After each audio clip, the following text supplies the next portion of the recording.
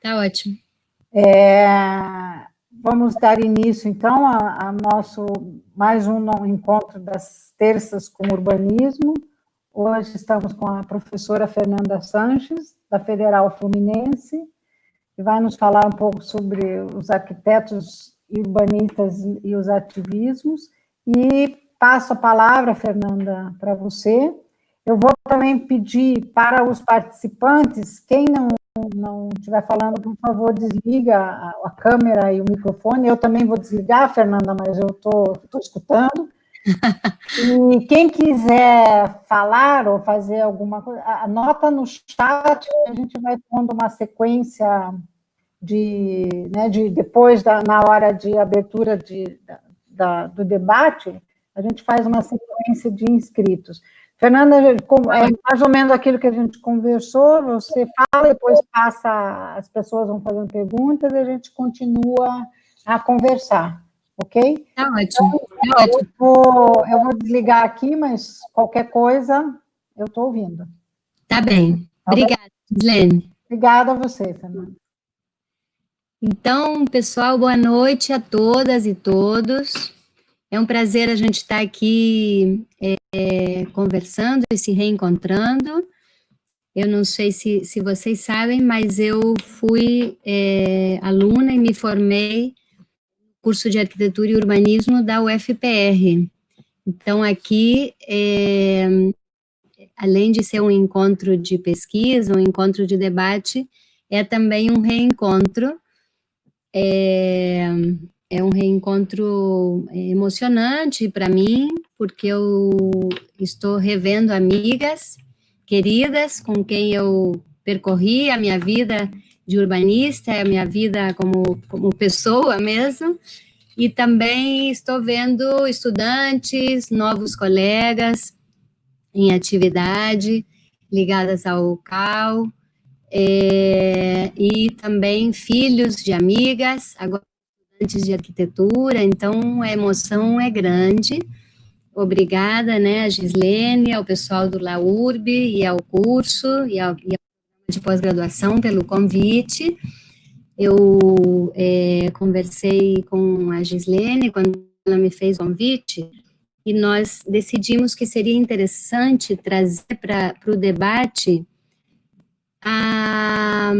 uma reflexão sobre a atuação dos urbanistas nos tempos da pandemia, né? A partir da eclosão da pandemia, quando tudo virou uma questão tão mobilizadora e tão, assim, que nos atingiu em diversas dimensões da vida, né? Não só academicamente, mas como cidadãos, como pessoas que vivem nesse mundo urbano, né?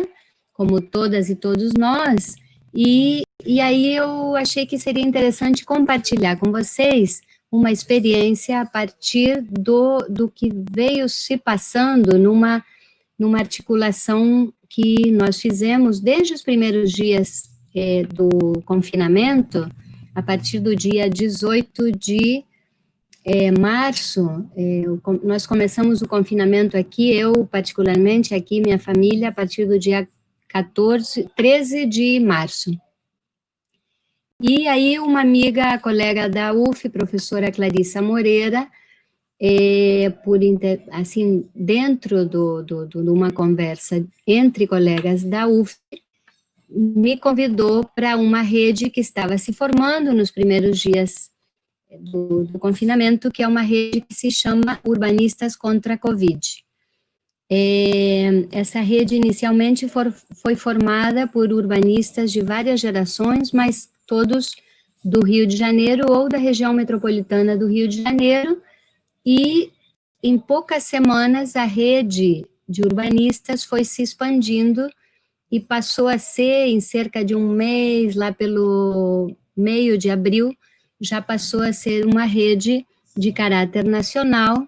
Então, nós somos cerca de 1.200 urbanistas que estão ligados, que acompanham as atividades da rede, mais 240 que são mais ativamente ligados nas ações e que a gente tem planos semanais, reuniões semanais e estratégias para desenvolver trabalhos ao longo da semana.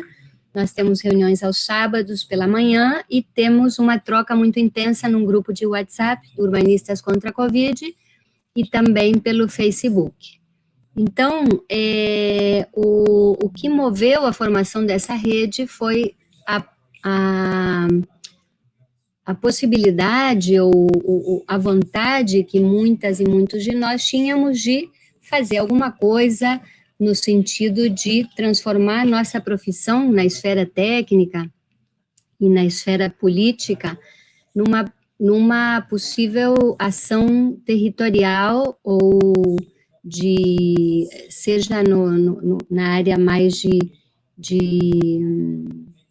criação de conteúdos, de esclarecimento, como cartilhas, panfletos, assim como algumas atividades que foram sendo desenvolvidas por grupos, né? Alguns grupos fizemos o trabalho confinados em casa, e alguns grupos da Rede Urbanistas contra a Covid participaram e vêm participando mais diretamente de ações em espaços públicos, como, por exemplo, levar alimentos, levar quentinhas, comida para moradores em situação de rua, ou fazer campanhas de arrecadação e levar cestas básicas para áreas vulneráveis, especialmente de bairros populares e favelas, e ações, por exemplo, de monitoramento e mapeamento de casos, né, de casos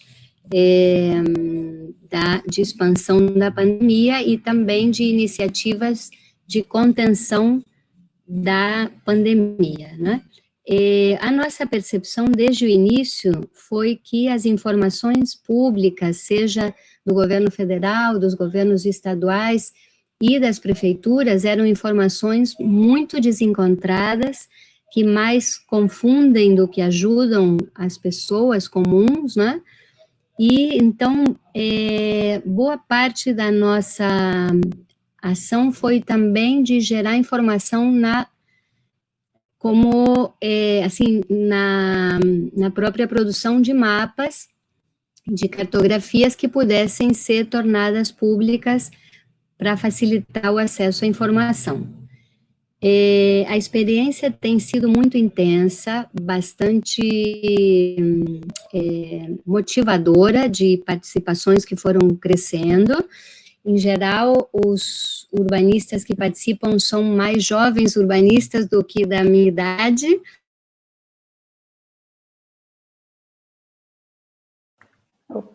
Acho que parou, Fernanda. Só aqui ou será? Não, parou. Para mim também parou. Para mim também. Depois tá voltando. Voltou. Oi. Vocês estão me escutando? Sim, tem uma paradinha, mas voltou. Ah, tá bem. Fernanda, compartilha os slides. Sim. Eu vou abrir a apresentação, aí eu continuo contando um pouquinho da rede. Obrigada, Paulinha. Vou abrir agora.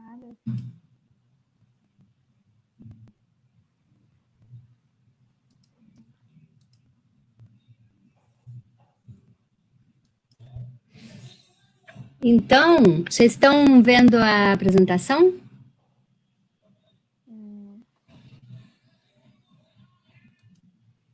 Congelou de novo. Não, ainda não. Ainda está uma tela em branco aqui. Ah, deixa eu... Porque caiu, né? A conexão.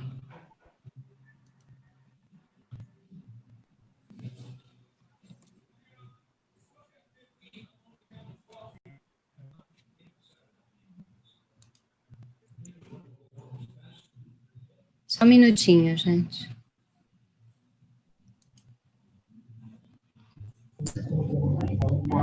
Voltou. Agora? Vocês estão vendo a tela? A sua tela ainda não, Fernanda. Você tem a tua apresentação aberta? Sim.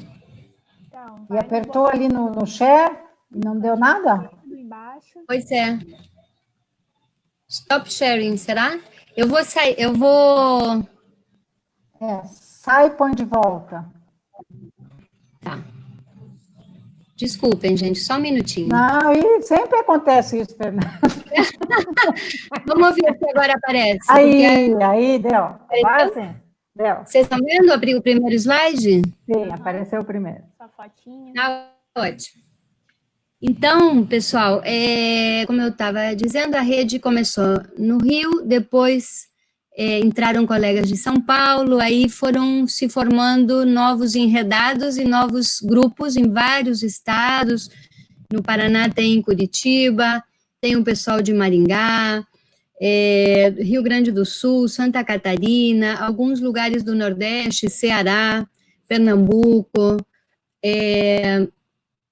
aqui tem do Espírito Santo, de Minas. Então, foi se tornando uma rede de dimensão mais nacional e a gente tem uma troca bastante interessante nessas reuniões semanais. O pessoal, por exemplo, do Rio Grande do Sul, os urbanistas são bastante ligados já às nossas entidades da categoria, são bastante ativos e ativistas no CAU do Rio Grande do Sul,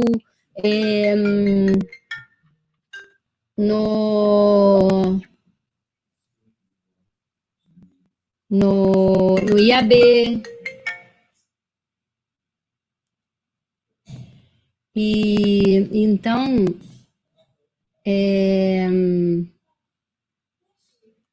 eles têm juntado uma experiência de ativismos enquanto urbanistas por essas entidades da categoria. Outras arquitetas e arquitetos e urbanistas vinham já de uma experiência de assessoria a movimentos, seja na área de regularização fundiária, ou seja, enfim, numa militância mais ligada a bairros e favelas, como é o caso do movimento de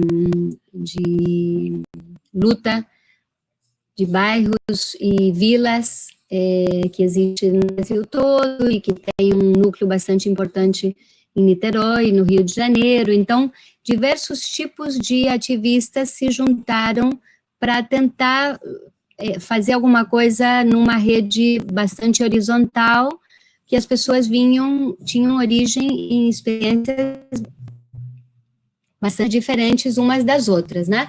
Então, no começo, a gente procurou fazer cartilhas, que é uma coisa que a gente, como urbanista, costuma fazer muito em nossos trabalhos, nos planos diretores, nos diferentes tipos de assessoria que a gente faz.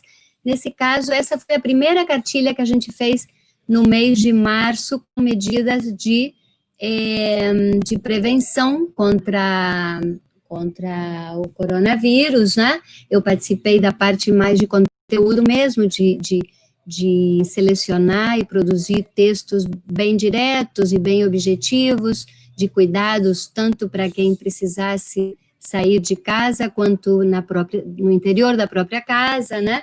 E aí a gente começou fazendo esse tipo de material, assim, mais de o que a gente deve fazer quando sai de casa, quando chega em casa, as medidas de higiene e de cuidados cotidianos para evitar os contágios, né? Esse foi um dos primeiros, digamos, produtos da rede Urbanistas contra a Covid. Depois a gente começou a fazer algumas análises e algumas cartografias, aí virou meio que uma rede que faz mapas. A gente ficou fazendo mapas durante muito tempo, procurando, de alguma forma, recortar e definir estratégias de ação, e a gente foi acompanhando a evolução da pandemia, especialmente no Grande Rio, né, na região metropolitana do Rio de Janeiro, e fomos vendo o deslocamento dos casos que inicialmente eram em bairros de média e alta renda, das pessoas mais conectadas, que viajavam muito, que estavam mais conectadas com o mundo e que voltaram trazendo o vírus. Então, realmente, os primeiros casos se deram nos bairros mais ricos, tanto no Rio quanto em São Paulo, e na maioria, em todas as cidades, aconteceu esse processo, esse fenômeno, essa evolução, e depois a gente foi vendo pelo mapa, pelo acompanhamento periódico, quase cotidiano, dos casos em fontes confiáveis, né, como a Fiocruz e alguns sites do Ministério da Saúde e tal, fontes mais confiáveis, a gente foi vendo a evolução dos casos no panorama nacional e especialmente nas cidades onde a gente estava trabalhando, né? Então, esse panorama nacional a gente foi mapeando, esse é um dos mapas de casos da Covid-19 no Brasil, que mostra os casos, os óbitos confirmados hoje, né? Esse é o mais atualizado. Então, a gente tem um panorama mais nacional da concentração dos estados que concentram o maior número de casos e de óbitos, né? O caso aqui é um mapa que mostra os óbitos no Brasil, né? Hoje a gente tem 711.324 casos confirmados, já passamos de 700 mil, né? 37.329 óbitos. Os municípios atingidos são 4.417 municípios, ou seja, 79% dos municípios brasileiros, com uma população total desses mais de 4.000 municípios de 203 milhões de habitantes, e os municípios, desse total, os municípios com óbitos chegam a 45%, ou seja, 1.975 municípios já têm casos e muitos deles já têm óbitos, né? Paralelamente a isso, a gente vê, infelizmente, uma má condução, né, sobretudo pelo governo federal, mas também de muitos governos estaduais, uma má condução do caso, uma má gestão dos dados, políticas públicas muito precárias ou inexistentes, os dados e as ações desencontradas, e ainda, como aconteceu hoje, dia 9 de julho, a retirada de dados pelo Ministério da Saúde, dados que estavam no portal DataSUS do Ministério da Saúde, foram retirados hoje, dados esses produzidos por um laboratório de colegas da USP, que é o Lab Cidades, coordenado pela professora Raquel Ronick, né? Então, esses dados, eles foram retirados, eles permitiam a territorialização da pandemia, porque eram os mapas divulgados pelo Lab Cidade, que estavam nesse portal, eles mostravam as hospitalizações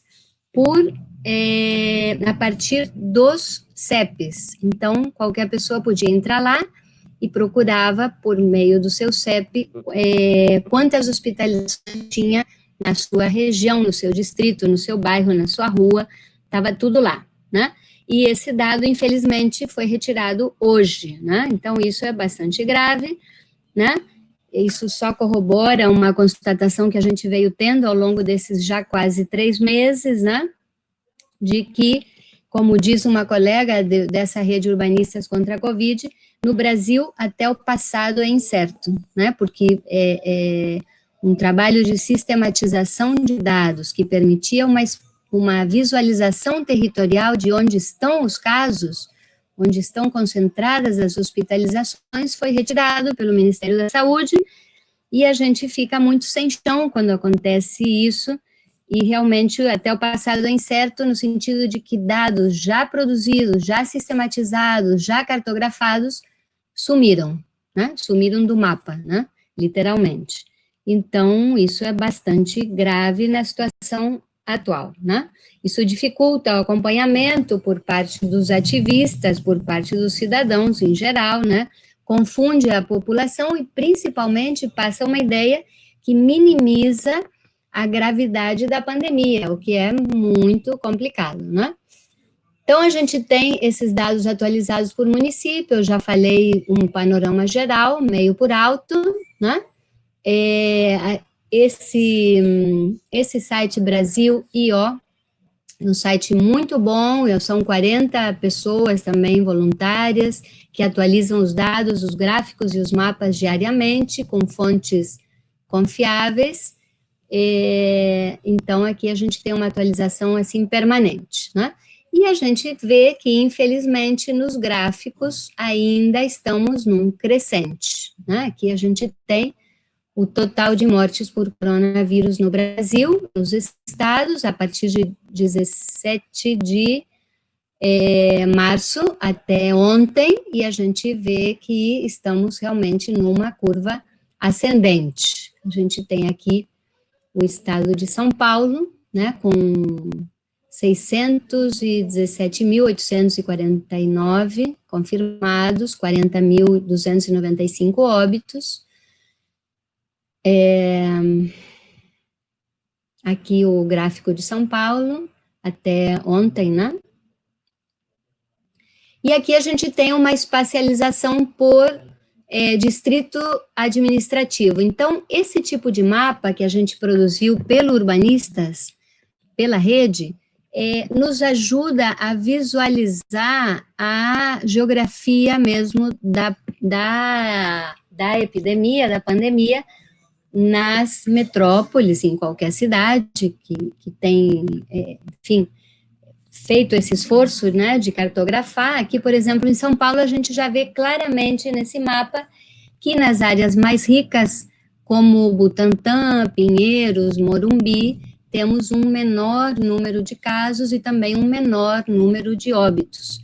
E vemos pela cor pintadinha nos distritos, né, pela cor aqui do mapa, que os distritos mais vulneráveis, no caso de São Paulo, são os da Zona Leste, que é a zona mais densa e de população de menor renda, né, onde há, hoje, de longe, um maior número de casos e de óbitos, na Zona Leste de São Paulo. Aqui também um mapeamento dessa mesma questão, né? E aqui a gente tem, no caso, para o Rio de Janeiro, o mesmo tipo de mapeamento, na mesma fonte, com o número de casos confirmados, número de óbitos e a letalidade em São Paulo, e no Rio de Janeiro, desculpem, que infelizmente está alta, está em 12,24%, ou seja, a Covid-19 é uma doença com uma letalidade muito alta. Bom, aqui a gente tem o gráfico para o Rio de Janeiro, com esses dados que eu falei. Aqui a gente vê também esse fenômeno aqui na espacialização da cidade do Rio de Janeiro. A gente tem também, pelo tamanho da bolinha, no mapa, a gente tem a dimensão numa espécie de mapa simplificado, a gente tem a dimensão e a escala que adquire onde tem maior densidade de casos, maior número de casos, né? Que no caso do Rio de Janeiro, hoje, já estão concentrados na zona oeste e na zona norte, que são as regiões mais pobres da metrópole, mas também, assim como em São Paulo, começou nos bairros ricos da zona sul e foi indo para o oeste e para o norte da cidade. Aqui no painel, coronavírus, né, um painel com um gráfico, também mostra nessas manchas vermelhas onde há maior número de casos e maior número de hospitalizados, ou em UTI. Bom, qual era a nossa hipótese? Mais ou menos falei já por alto, né? A gente tinha essa hipótese de que a doença começaria nos bairros ricos e que iria, ao longo das semanas, indo para as áreas mais vulneráveis. E a constatação por meio de mapas e gráficos foi que, infelizmente, essa hipótese foi se configurando, foi sendo confirmada, não só em relação à pobreza, mas em relação também à raça, né? Então, morrem mais pessoas negras e mais pessoas pobres no Rio de Janeiro. A gente tem aqui 54% no total de mortes pela Covid, isso é um gráfico de final de maio, está um pouquinho desatualizado, mas nos serve para a gente apoiar um pouco esse argumento que a gente está vendo como um fenômeno que está sendo cada vez mais confirmado, né? No final de maio, a gente tinha que no total de mortes, 54% eram de pessoas sem escolaridade ou analfabetos, 44% Fundamental 1 e assim por diante, e 16% das pessoas com nível superior, né? Com relação aos hospitalizados, a gente pode ver a questão racial também, né? 48% indígena, 40% parda, 36% dos hospitalizados são negros e 28% brancos. Bom, aqui o caso de Niterói, talvez certamente vocês acompanharam, né? Se tornou um caso de uma prefeitura que soube assumir os cuidados e a política de saúde e de contenção da Covid com grande presteza, foi tudo muito rápido, o confinamento começou muito estimulado pela Prefeitura Municipal de Niterói. Niterói se tornou um caso bastante conhecido na esfera nacional como um bom exemplo, como uma boa municipal.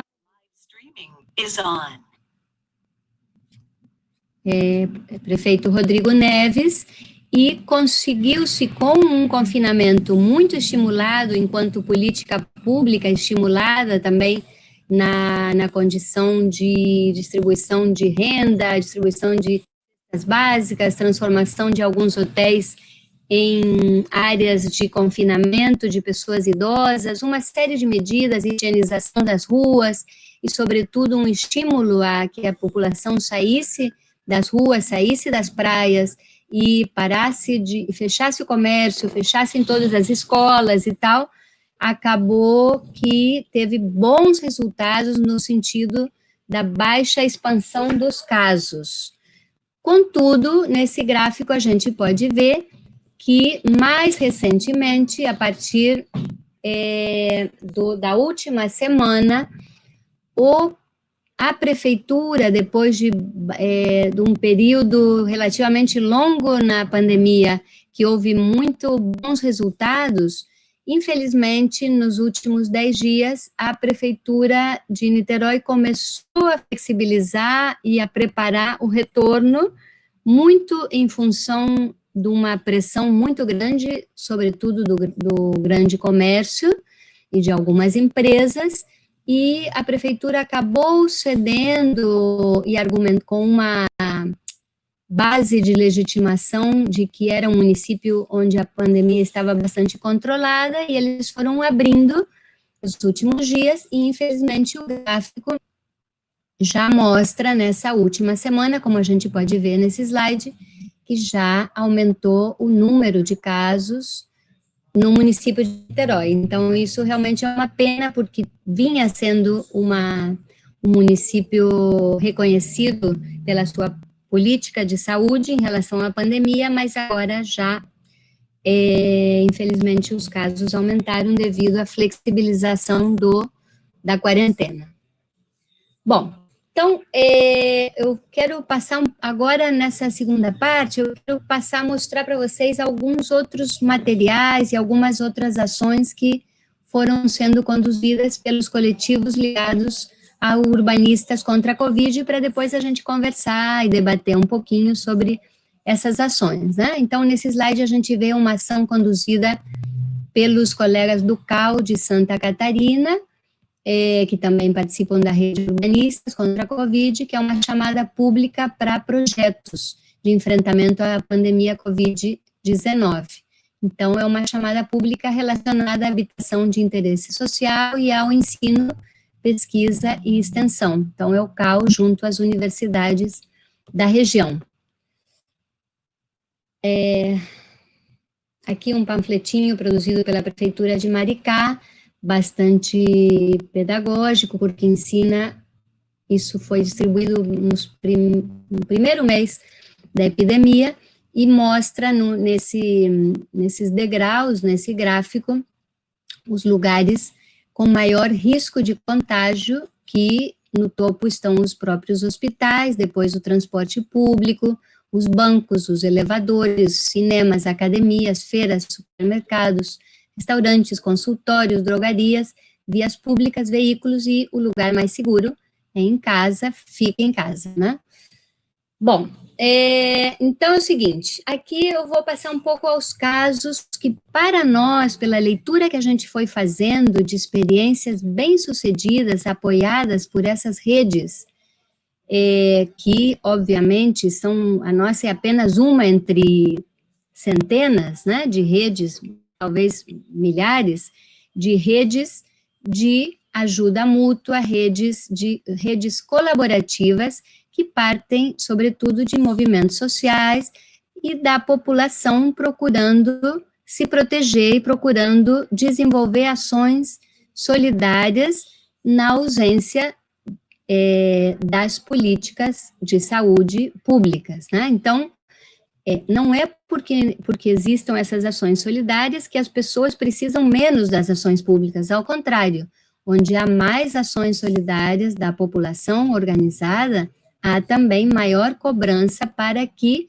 o Estado, o município ou a federação desenvolvam as políticas de contenção junto com eles. Mas eles ocupam, na esfera pública, um espaço nesse tipo de ação que eles vêm desenvolvendo, que as políticas oficiais em muitos municípios e regiões do Brasil não vêm desenvolvendo.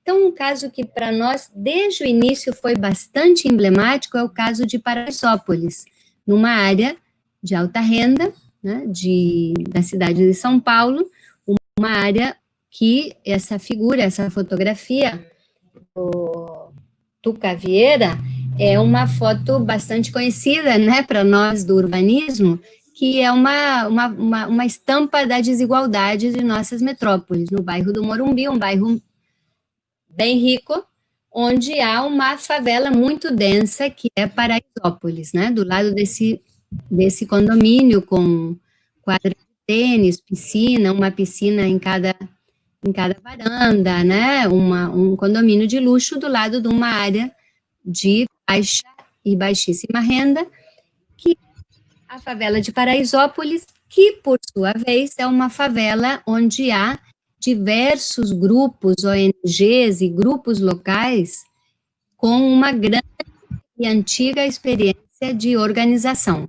Então, eles desenvolveram e vêm desenvolvendo uma experiência bastante exitosa, né, um conjunto de boas práticas na contenção da doença na favela, em Paraisópolis, e eles têm muita troca com outras redes que atuam em favelas, em áreas vulneráveis, em áreas baixa renda das cidades brasileiras. Então, lá em Paraisópolis, eles criaram unidades territoriais por quadras e ruas, onde as próprias moradoras e moradores fazem o monitoramento dos casos, acompanham os casos, conduzem as diferentes unidades da saúde pública, as pessoas com suspeita da doença, construíram na própria área de Paraisópolis uma fração de quadra onde estão concentrados os pacientes idosos confinados ou em quarentena, para que não haja contágio nas famílias. Eles construíram uma rede de interlocução com as unidades de saúde, a chegada e saída de ambulâncias. Eles fornecem cestas básicas, produtos de vaquinhas para as famílias de baixíssima renda, ou para os desempregados, ou trabalhadores informais. Eles foram desenvolvendo diversos tipos de instrumentos que passam por uma organização territorial bastante notável, que chama muito atenção pelo grau de organização e de combinação de instrumentos de contenção da doença numa favela. Isso é bastante interessante, assim como o caso, né? Esse caso de Paraisópolis teve um certo espaço na grande mídia, né? Como a gente pode ver as matérias da UOL, da Folha de São Paulo, Jornal Nacional, o pessoal de Paraisópolis contratando médicos e ambulâncias, distribuindo marmitas, foi virando um exemplo em nível regional e nacional.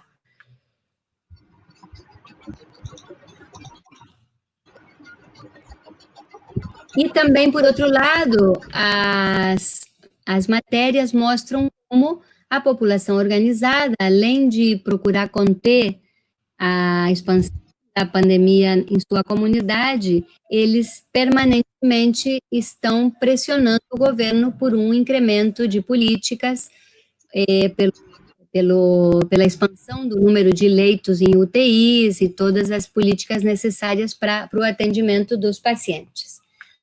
Aí, passamos para o Rio de Janeiro, né? Voltamos para o Rio de Janeiro, onde a gente tem um relato de alguns casos que a gente está acompanhando mais semanalmente, alguns casos até diariamente.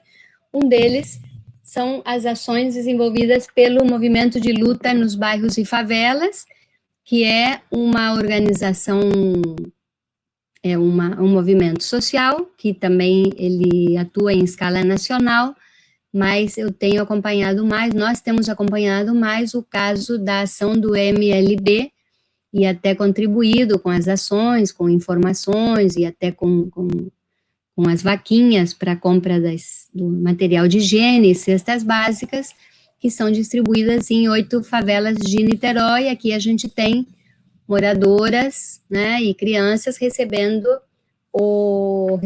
as cestas ou material de limpeza, produtos de limpeza, de higiene pessoal, ou de higiene da casa, e também um boletim informativo desse movimento, que é um MLB. Então, aqui a gente tem também o pessoal distribuindo, tem muitas estudantes, aqui, por exemplo, nesse grupinho tem 3 estudantes da UF, que participam desse movimento, MLB, e todos os fins de semana vão nas comunidades distribuir alimento ou material de limpeza. Bom, aqui a gente tem outros 2 casos que eu vou relatar para finalizar e a gente conversar um pouco sobre isso tudo, né? Que é aqui no Rio de Janeiro, no Morro da Providência. O Morro da Providência é um morro muito antigo, aliás, é a primeira favela do Rio de Janeiro, né, na região portuária, muito próxima ao centro metropolitano de negócios, ao centro da cidade, e é uma área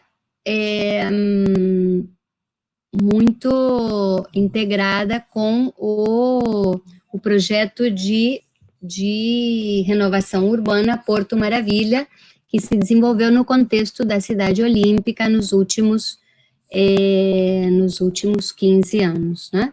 Então, nessa área, há enormes precariedades, é uma área no centro da cidade, em plena área portuária, onde houve aquele processo todo de renovação urbana, mas no Morro da Providência não tem água todos os dias, tem distribuição de água dia sim, dia não. Então, como conversar com as pessoas e desenvolver uma política de controle do avanço da epidemia numa área em que não tem água todos os dias? Como dizer, lave as mãos toda hora se não tem água um dia, tem água outro dia e não tem no dia seguinte, né?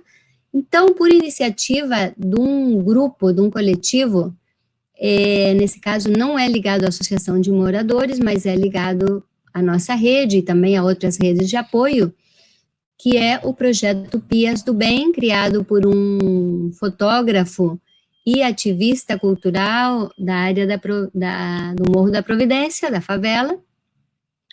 Ele criou esse projeto Pias do Bem, instalando reservatórios, caixas d'água, pias e dispositivos com sabão, torneirinhas, para que os moradores do morro lavem as mãos toda hora, todos os dias, né? Então, as Pias do Bem estão distribuídas pela favela da Providência em vários lugares, e é um projeto que foi tomando também vulto, enfim, é bastante conhecido aqui no Rio de Janeiro, porque é um projeto muito articulado com as pessoas da coletividade mesmo. Maurício Hora nasceu e cresceu no Morro da Providência, é um fotógrafo bastante famoso aqui na cidade do Rio de Janeiro, e inclusive trabalha numa área e mora numa área muito próxima do morro, mantém vínculos, muitos tipos de vínculo com o Morro da Providência, e voltou para o morro para desenvolver esse projeto agora na época da epidemia, e a sua principal parceira é uma pequena empresária do próprio Morro da Providência que fabrica sabão. Então se juntou o Maurício Hora com a jovem moradora da Providência e fizeram essa Pia do Bem, que é um projeto que está aí em franco desenvolvimento e tem sido considerado um sucesso. Todo mundo usa, todo mundo participa, porque é uma necessidade mais do que básica e urgente poder, enfim, se higienizar e lavar as mãos toda hora na época atual, né? Bom, no mesmo Morro da Providência temos um outro projeto, e esse é o último que eu trago. Eu escolhi alguns só como exemplos para aqui, para a nossa conversa, que é um outro projeto que se chama Projeto Morador Monitor.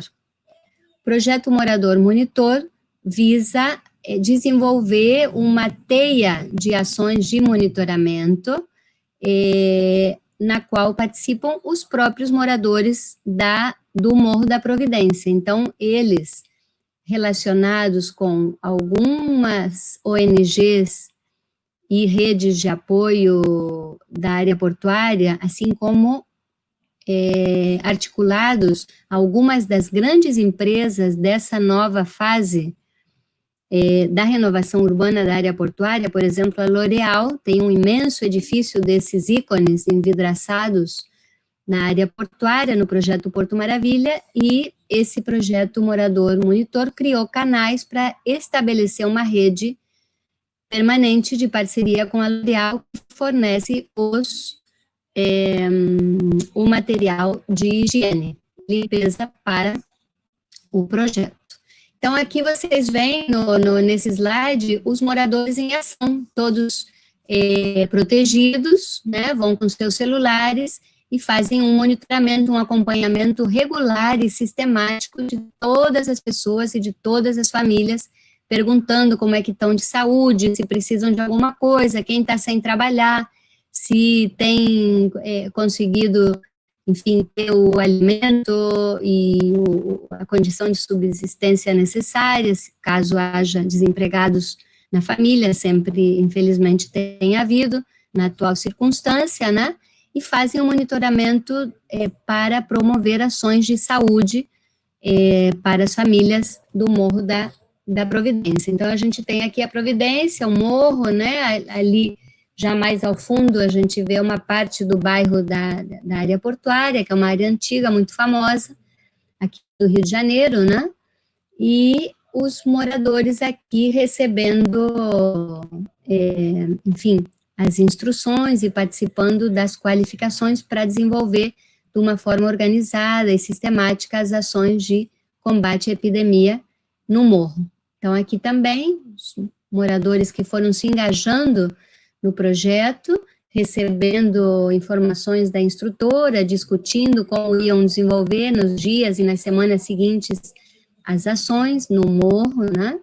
É um morro bastante denso, moram cerca de 3.000 pessoas, e, enfim, tem muita coisa para ser feita. Os primeiros casos, infelizmente, logo nas primeiras semanas, começaram a aparecer uns casos no Morro da Providência, e aí foram se formando essas redes locais para fazer frente a essa situação, né? Então, aqui a gente tem a equipe já indo a campo, mas partindo de uma área baixa aqui numa das entradas do morro, já preparados e todos uniformizados com esses equipamentos de proteção individual para subir o morro e começar as ações de monitoramento. E aqui finalizo com esse slide, que é numa área muito importante de formação coletiva no Morro da Providência, no alto do morro, que é a sala, que é parte de uma escola de formação pré-vestibular, um vestibular comunitário que funciona regularmente para preparar jovens da região, e especialmente do Morro da Providência, para o Enem e para os exames de vestibular nas universidades daqui da região. E é nesse mesmo espaço do vestibular que a população que participa desse projeto Morador Monitor se reúne regularmente para fazer balanços e combinar as próximas ações de combate à pandemia. Então, eu fecho por aqui, dizendo a vocês que essa experiência de ter participado, de vir participando, porque ainda estou bastante engajada, dessa rede Urbanistas contra a Covid, é uma experiência que tem sido altamente mobilizadora para nós, todas e todos que participamos, porque a gente realmente se sente útil, profissionalmente útil, no sentido de fazer uma verdadeira ação de extensão universitária, de extensão daqueles grupos já de jovens urbanistas formados, ou que já estão trabalhando há bastante tempo, e que procuram atuar em projetos sociais e na atual conjuntura, na atual circunstância histórica em nossas cidades. Isso se torna uma necessidade mesmo, a gente se sentir útil com o que faz e procurar ajudar. É claro que nós, os urbanistas, e me incluo nessa inquietação e nessas contradições, às vezes a gente se sente um pouco, nós somos um pouco arrogantes no sentido de uma certa pretensão de salvar o mundo, né? Podemos fazer muitas coisas e às vezes é pouco que a gente faz, mas o que a gente tem procurado fazer é preencher um pouquinho desse enorme vazio que a gente sente que há com relação a uma ação coordenada e sistemática por parte dos órgãos de saúde e da política urbana também, em nível federal, estadual e municipal. Então, é como se a população em movimento estivesse, de alguma forma, se organizando, seja lá como for, para buscar saídas, para buscar soluções, para se engajar, se enredar em redes colaborativas e solidárias para sobreviver e para ajudar as outras pessoas.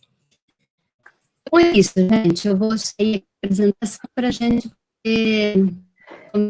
Obrigada, Fernanda. Foi ótimo a colocação. Acho que tem bastante informação de como andam os urbanistas, né? O que andam fazendo os urbanistas, que foi uma das razões pela qual a gente começou essa discussão das tretas, né? Que era, como você me colocou, esse desconforto, né? De que, de repente, nós, como urbanistas, o que nós podíamos fazer? Então, acho que foi muito... Agradeço muito a todas essas informações ali, acho que muita contribuição. A gente abriu ali do lado, no chat, as inscrições, tem aqui já a primeira, a Simone. Acho que passa a palavra, Simone, para você. Obrigada.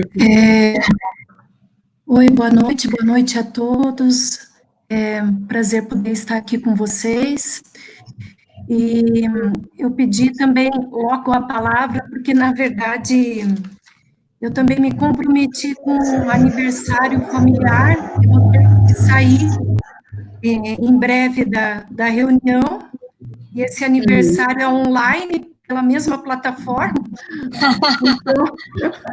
então eles estão me aguardando. Mas queria dizer que é um prazer enorme poder estar aqui com vocês. E assim, Fernanda, o que a gente tem no Paraná, o que a gente pode dizer assim, a gente buscou os dados junto com as lideranças do MST, E é impressionante, né? De março a maio, 168 toneladas de alimentos doadas, mais de 100 acampamentos e assentamentos do interior do Paraná trabalhando nisso. Então, e o MST, quando vai entregar, né, é impressionante como ele faz essa entrega, né, e perguntando para lideranças em outras lives, para séries do MST, ela diz que também é uma estratégia de luta política, né, e de identidade, porque quando vai entregar os alimentos, muitas vezes as pessoas conhecem o MST que tem na mídia, e não o MST que está ali tentando colaborar e fazer essa interligação campo e cidade, né? Eles têm doado muito aqui no SIC e tudo mais. E, além disso, eles têm feito muitas, 3.600 marmitas agroecológicas para a população em situação de rua. E a gente entrevistando ali, pelo Paraná contra o Covid, lideranças do movimento de população em situação de rua, eles falam que a política pública do GRECA foi fechar os banheiros públicos, eles continuam tendo uma série de direitos, né, violados, e se não fosse os apoiadores, os grupos que são parceiros do movimento da população em situação de rua, eles não estariam sobrevivendo agora. Então, e o nosso mapa, né, que a gente começou lá, o mapa da solidariedade, também começou muito pelos catadores, né, de materiais recicláveis, porque é muito, muito dramático também a situação dos catadores, porque pelo material que vem contaminado, como é que você vai trabalhar com esse material todo dia, né? Então, uma coisa que, talvez, né, a nível de Brasil, essa coisa que você colocou da informação, né, a gente precisava muito das informações por bairro, ou no mínimo, né, ou para poder dar andamento aos trabalhos, mas é impressionante como essas redes de solidariedade, elas são importantes, porque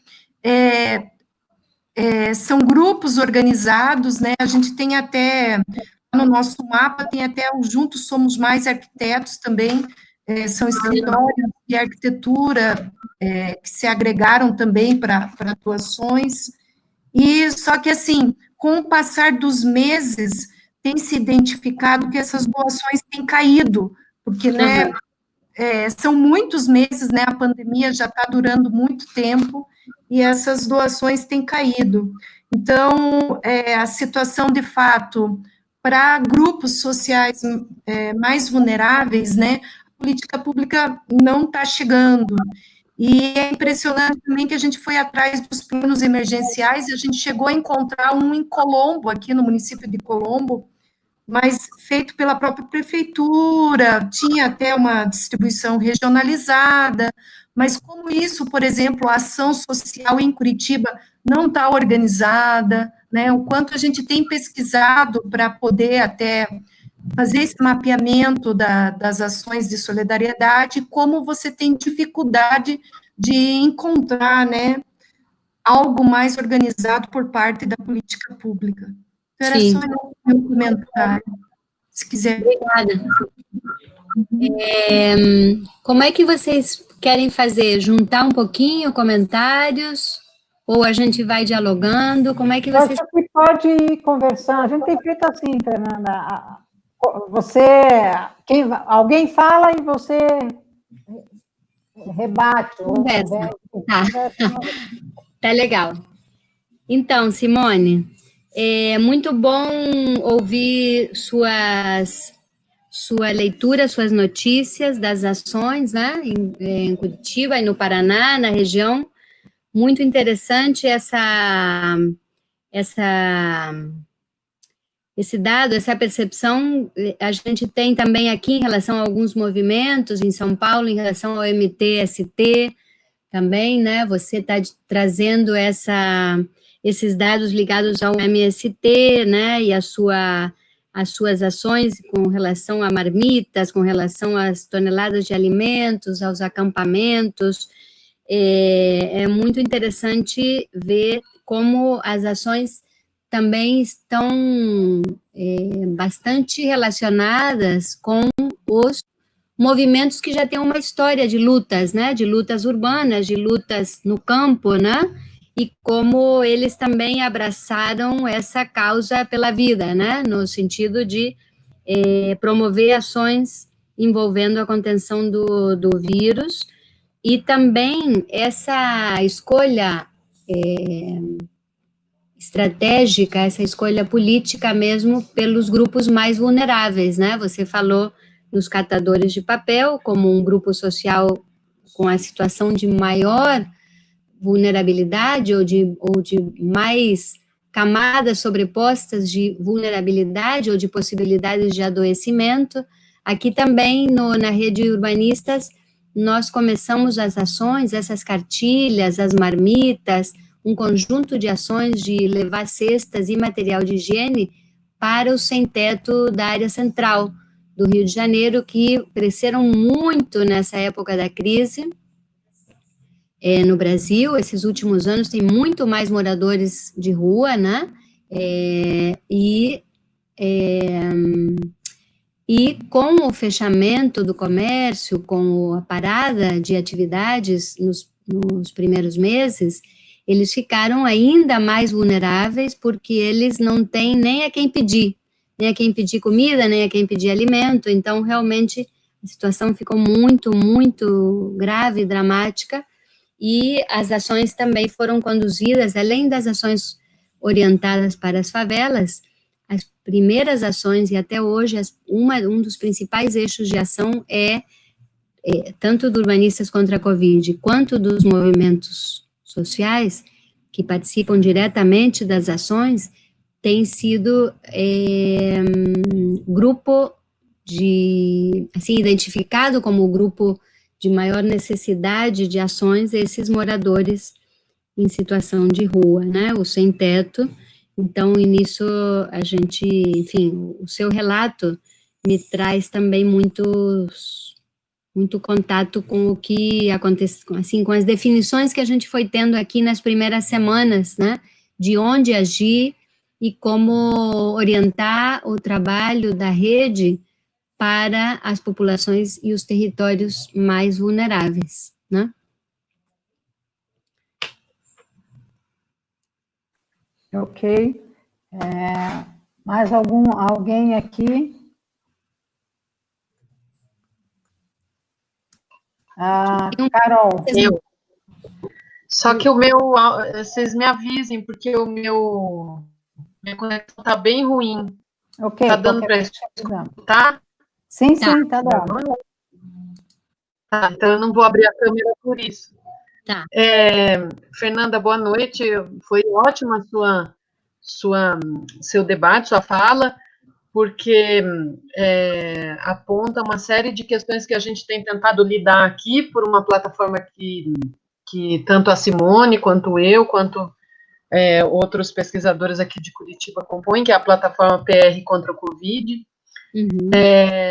Agora, essa questão, me parece que a questão fundamental agora, para a gente conseguir seguir, né, com que vários grupos têm lidado, é a questão do acesso aos dados, né? Sim. A guerra do governo federal parece ser nesse sentido, e não só do governo federal, mas em várias esferas, né? Porque há pouco antes desse apagamento dos dados pelo governo federal, que o Supremo hoje já mandou recolocar, o Ministério da Saúde recolocar os dados, né? O Supremo deu uma ordem agora à tarde. Mas pouco antes a gente tinha feito aqui em Curitiba um manifesto pela plataforma, várias entidades assinaram, e que outras cidades também, em outros níveis, né, também têm produzido, que é pela transparência e amplitude dos dados, e regularidade, né? Porque eu achei bem interessante quando você fala que que não é um recorte, hoje mesmo saiu um artigo falando sobre isso, e a gente discorda, falando sobre a relação, que a pandemia tem uma relação direta com a renda, né? E não é só a renda, né? A gente vê uma sobreposição de questões ali, racial. Pois é. Né? Então, eu acho que assim, a gente já tinha dados que eram precários, porque a gente já tinha dados que não levavam em conta, aqui em Curitiba ainda não chegavam nem nessa escala interurbana, do bairro ou do menor porção territorial possível para os dados, né? Mostrar um distrito não significa muita coisa. Distrito não, aqui é regional. Não significa muita coisa. Esses mapas de São Paulo já chegam numa escala um pouco menor, né? Como que estava antes desse apagamento sendo produzido para o Rio? Os dados publicizados, eles já eram numa escala micro. Eu vi que o Observatório de Favelas também, né? Hoje a gente estava até tentando articular uma colaboração para o Observatório de Favelas, estavam produzindo eles próprios dados, né? Então, além de todas as ações de solidariedade, também tem isso, produzir dados para si próprio, porque esses dados não aparecem, né? Não são oficiais. Era isso. Obrigada, Carolina. Então, concordo totalmente com você, acho que essa é a questão mais preocupante, porque sem o dado, né, sem o dado regular, sem a fonte confiável, a situação passa a ser muito mais precária, porque qualquer política, qualquer ação, qualquer demarcação territorial, qualquer hierarquização de ações no espaço, precisa dos dados, precisa de um mapa atualizado, precisa de um bom monitoramento, precisa realmente dessa ideia do mapa ação, né, do mapa e gráficos de produção de informação e de conteúdo e de dados que sejam a base de fundamentação das políticas, seja por parte da população organizada, que é o que tem acontecido mais, com seus apoiadores, seja da própria política pública, né? Então, a Fundação Oswaldo Cruz, por exemplo, que tem 120 anos de história institucional, que é uma referência nacional e mundial, eles produzem dados, né, dos diversos setores da fundação, né, um instituto de pesquisa, então tem dados de epidemiologia, dados de contágio, dados da evolução dos tipos de protocolo que se aplicam nas UTIs, em escala nacional, eles têm tudo lá, mas o problema é a censura de informações, o boicote de informações, o trabalho constante e cotidiano da desinformação, no sentido de não só não coordenar ações de informação, de conscientização e de contenção da doença, mas sim de boicotar e silenciar as instituições mais autorizadas na esfera, inclusive internacional, a produzir essa informação. Isso é uma das faces mais dramáticas da pandemia, né? O caso da Fiocruz talvez, no Rio de Janeiro, e em escala nacional, o mais emblemático e dramático ao mesmo tempo, né? É uma informação que, embora seja uma instituição federal, o Ministério da Saúde nega, destrói, desconstrói e se dedica cotidianamente a desfazer aquilo que tem origem na instituição, né? Isso é bem, bem complicado. Então, eu concordo com você que uma boa parte do problema está aí, né? No acesso à informação, na comunicação da informação e na falta de transparência e de regularidade, porque a gente pode ter ótimos mapas, ótimos dados, mas se não houver equipe para uma atualização permanente, uma coisa que todos vocês e todas nós experimentamos com muita intensidade nesses 3 meses de uma experiência tão difícil como essa que a gente está vivendo, é como os dados envelhecem rápido, como tudo muda rápido. Então, algo que a gente produziu há uma semana já mudou muito na semana seguinte. Então, muita coisa que a gente pensava, sistematizava, construía estratégia e promovia alguma ação, na semana seguinte já pode ficar até meio sem sentido, ou meio precário o que a gente pensava e fazia uma semana atrás. É uma coisa muito veloz, porque é muito aguda e muito rápida, né? Então, a informação é tudo, né? E a transparência, a própria possibilidade de disponibilizar informação em plataformas confiáveis é algo básico para qualquer uma dessas ações, né? Tanto dos espaços institucionais, quanto tem uma autora que a gente gosta muito, que é a Faranak Miraftabi, que fala nos espaços inventados e nos espaços convidados. Os espaços convidados são os espaços institucionais, assim, do planejamento. E os espaços inventados são desses exemplos todos que a gente conversou, né? E que vocês também trouxeram, né? A Simone contando das ações ligadas ao MST, das ações voltadas para os catadores de lixo, né? Então, os espaços inventados são aqueles da reinvenção cotidiana, né? De tentar fazer alguma coisa. E para que esses sujeitos dos espaços inventados possam se mover e possam trabalhar, eles têm que ter informação, né? Tem que ter fontes boas de informação, atualizadas periodicamente, e tem que haver transparência nas ações e transparência nas políticas públicas, coisa que não há.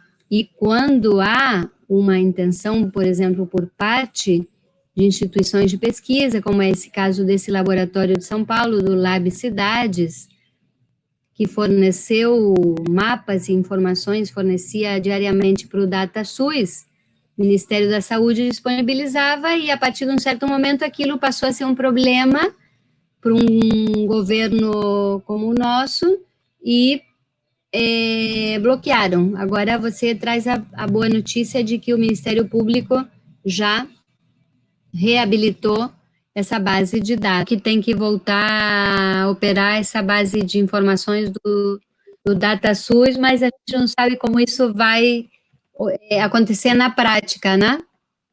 Isso. Pois é. Acho que o Marcelo estava com a mão levantada agora. Ah, tá. Uhum. Isso. Então, obrigado, Fernanda, pela exposição. Obrigada a vocês. Muito bom. E é curioso, porque é um pouco da continuação da pergunta da Carol, porque envolve essa questão dos dados, né, mas, sobretudo, uma postura, né, a postura do Estado, que, na verdade, a ação que tem sido tomada pelo Estado é justamente a ocultação de dados, né, o que é muito curioso. E, no entanto, por um outro lado, você tem uma ação muito efetiva desses grupos que estão atuando nesses espaços inventados, né, que nem a Miraftab coloca, e, ao mesmo tempo, você, então, tem uma aproximação muito concreta no cotidiano, assim, né, por esses movimentos. E os movimentos que têm mais força e mais articulação com o concreto são esses movimentos históricos de luta, como a própria Simone colocou anteriormente, né, o MST. Então, me parece que cada vez mais o Estado, a desconfiança em relação à postura do Estado, ela começa a se radicalizar cada vez mais, e que esses grupos de atuação no cotidiano, eles começam a ganhar ação, né? E nisso, parece que existe, de certa forma, um vácuo que começa a acontecer muito fortemente, né?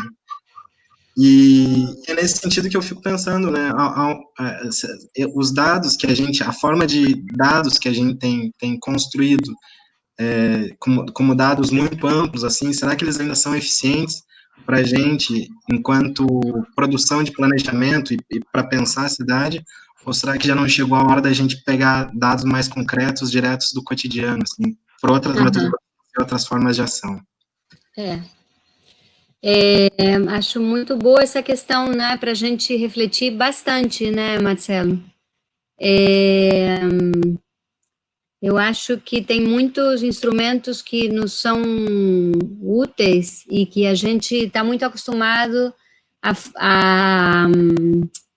a usá-los, e até a gente usa de uma forma meio pragmática, porque já sempre usou e são bons e tal, mas a gente tem que se perguntar muitas vezes quão eficazes eles são, né? Ou assim, de que forma eles servem como instrumentos para as pessoas, né? Então, muitas vezes a gente faz mapas cuja leitura parece óbvia para a gente, mas que uma moradora de uma comunidade, de um assentamento, ou de uma favela, ou não consegue entender aquela territorialização, ou o que quer dizer aquele dado, ou o que ela pode fazer com aquilo, né? Como transformar um instrumento num instrumento realmente abraçado como instrumento pelos sujeitos, né? Eu acho que boa parte da reflexão pode passar por aí, acho que é importante a gente se perguntar isso. Então, a gente tem aprendido muito com esses movimentos, com movimentos que têm um forte enraizamento territorial, quando são as próprias pessoas das comunidades mais afetadas, ou onde a política pública é mais ausente, como eles têm encontrado instrumentos. E o próprio mapeamento, se não é um mapeamento que chega a urbanista lá com o mapa pronto, e sim é um mapa que é decodificado ou muitas vezes construído por meio de um método colaborativo, que todo mundo fica ao redor do mapa fazendo o mapa junto, e o próprio morador que faz o monitoramento, o levantamento, vai levar para o mapa e construir o mapa como uma grande ação de rede colaborativa, é um instrumento que resulta mais apropriado, que serve como um instrumento efetivo, porque é apropriado pelos sujeitos, né? Então, isso é muito legal, a gente vê como, esse caso de Paraisópolis, eu acho fantástico, eles têm feito coisas incríveis, eles mesmos lá dentro foram construindo estratégias, muitas vezes baseadas no conhecimento popular, no conhecimento local, na experiência de luta, nas conquistas e derrotas que fizeram daquela comunidade uma comunidade que está lutando bravamente contra uma doença que nenhum de nós conhecia há pouquíssimo tempo atrás, né? Então, eles têm adotado instrumentos que muito...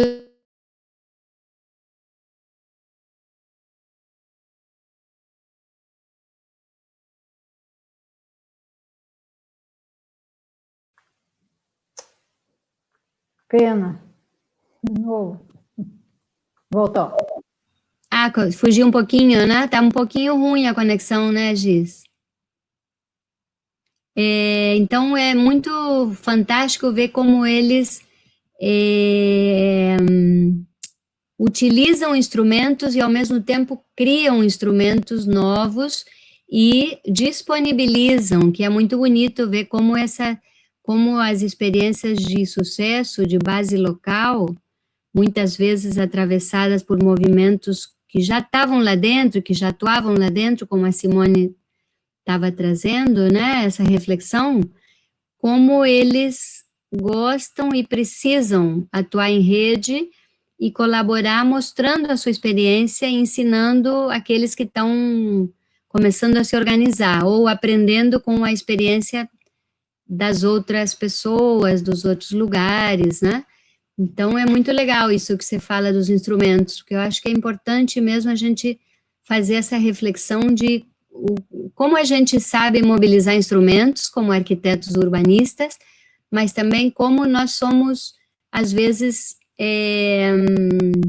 pouco audaciosos no sentido de reconhecer os limites dos nossos instrumentos e como a gente pode adequá-los e aprender com as novidades que muitas vezes são os cidadãos comuns que criam no seu cotidiano, né? De ações colaborativas. Legal, acho que tem a Silvana aqui, escrita. Aham. Só um minutinho. Ai, estou chegando. Já, estou te ouvindo. Então, a visão, né, é muito legal perceber todas essas atividades que você trouxe para a gente, e que são pontuais, mas que na somatória eu acho que faz toda a diferença. Inclusive esse exemplo de Paraisópolis e tal. Mas uma coisa ficou bem evidente, você comentou, como acaba uma pandemia desse gabarito, acaba incidindo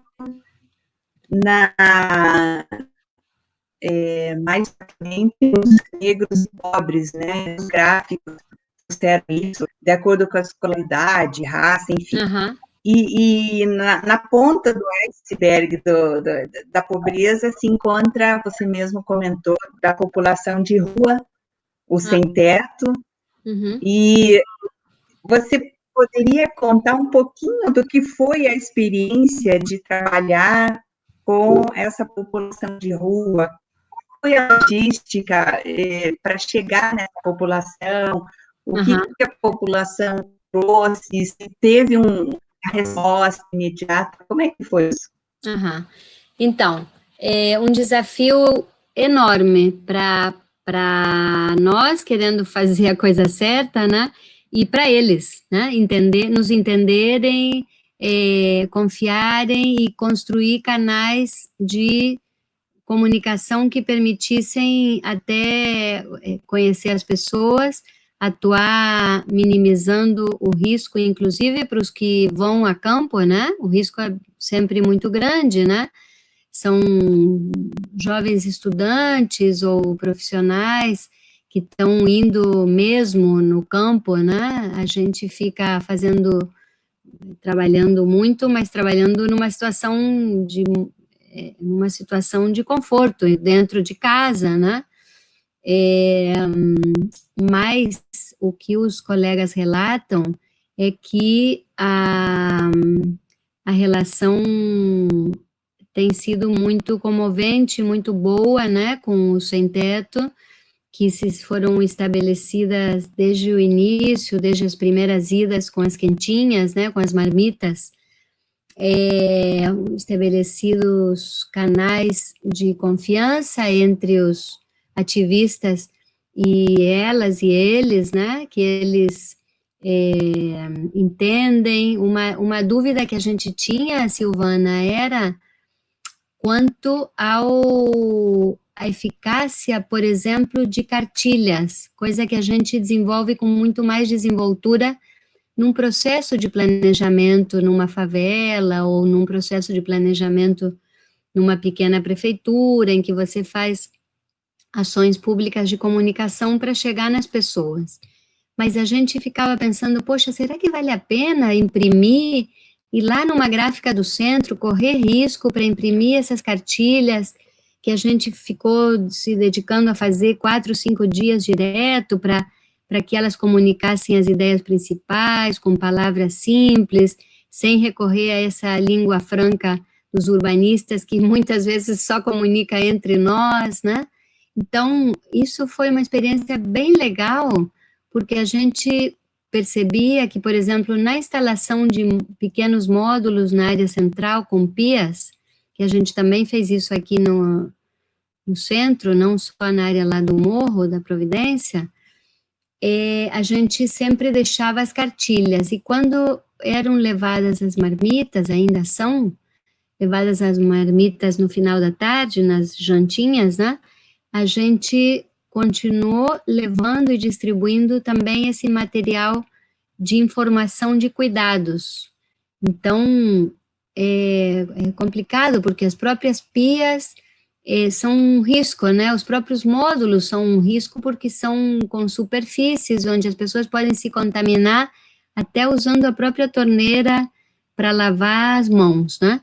Então, isso tudo a gente procurou desenvolver também com materiais que a gente pudesse, ao levar a cartilha, ao levar a marmita, né, ou ao levar a cesta com material de higiene, a caixinha com os produtos de higiene, a gente deixava e deixa sempre também essas cartilhas, né, esse material informativo.